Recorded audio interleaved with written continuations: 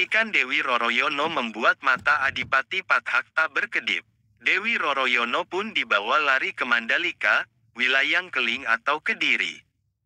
Kiai Ageng Ngerang pun mengetahui putrinya diculik oleh Padhakwarak dan beliau pun berikrar bahwa Sispa saja yang berhasil membawa putri saya, bila perempuan akan saya jadikan saudari Dewi Roroyono dan bila laki-laki akan dijadikan menantu.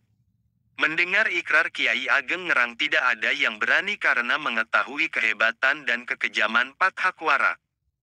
Sunan Murialah yang akhirnya bersedia memenuhi harapan Kiai Ageng Ngerang.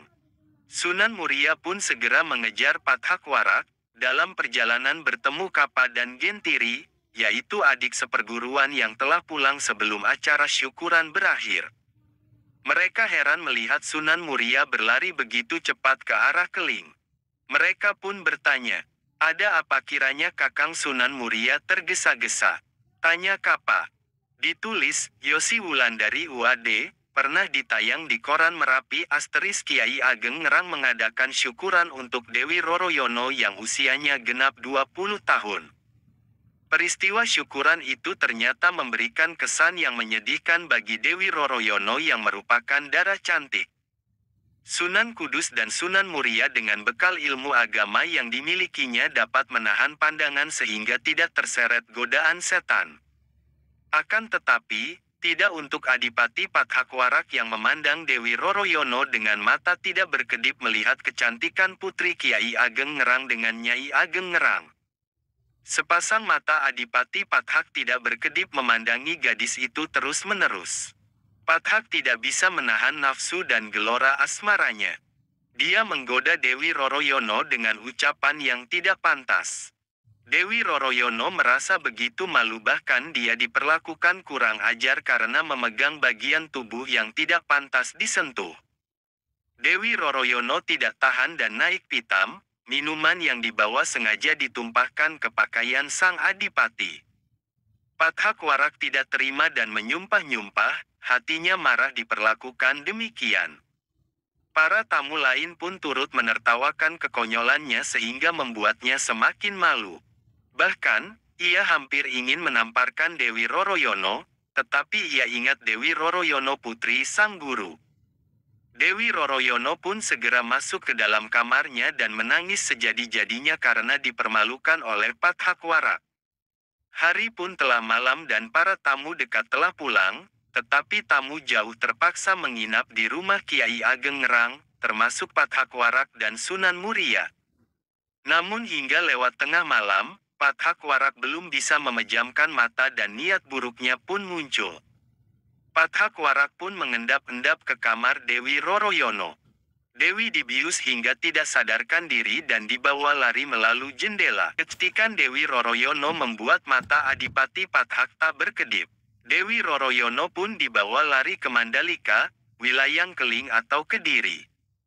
Kiai Ageng Ngerang pun mengetahui putrinya diculik oleh Padhakwarak dan beliau pun berikrar bahwa Sispa saja yang berhasil membawa putri saya, bila perempuan akan saya jadikan saudari Dewi Roroyono dan bila laki-laki akan dijadikan menantu.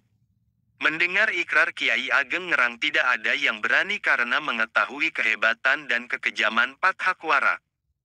Sunan Murialah yang akhirnya bersedia memenuhi harapan Kiai Ageng Ngerang. Sunan Muria pun segera mengejar Padhakwarak. Dalam perjalanan bertemu Kapa dan Gentiri, yaitu adik seperguruan yang telah pulang sebelum acara syukuran berakhir. Mereka heran melihat Sunan Muria berlari begitu cepat ke arah Keling. Mereka pun bertanya, "Ada apa kiranya Kakang Sunan Muria tergesa-gesa?" Tanya Kapa. Ditulis, Yosi Wulandari UAD, pernah ditayang di koran Merapi * Kiai Ageng Ngerang mengadakan syukuran untuk Dewi Roroyono yang usianya genap 20 tahun. Peristiwa syukuran itu ternyata memberikan kesan yang menyedihkan bagi Dewi Roroyono yang merupakan darah cantik. Sunan Kudus dan Sunan Muria dengan bekal ilmu agama yang dimilikinya dapat menahan pandangan sehingga tidak terseret godaan setan. Akan tetapi, Tidak untuk Adipati Pathakwarak yang memandang Dewi Roroyono dengan mata tidak berkedip melihat kecantikan putri Kiai Ageng Ngerang dengan Nyai Ageng Ngerang. Sepasang mata Adipati Pathak tidak berkedip memandangi gadis itu terus-menerus. Pathak tidak bisa menahan nafsu dan gelora asmaranya.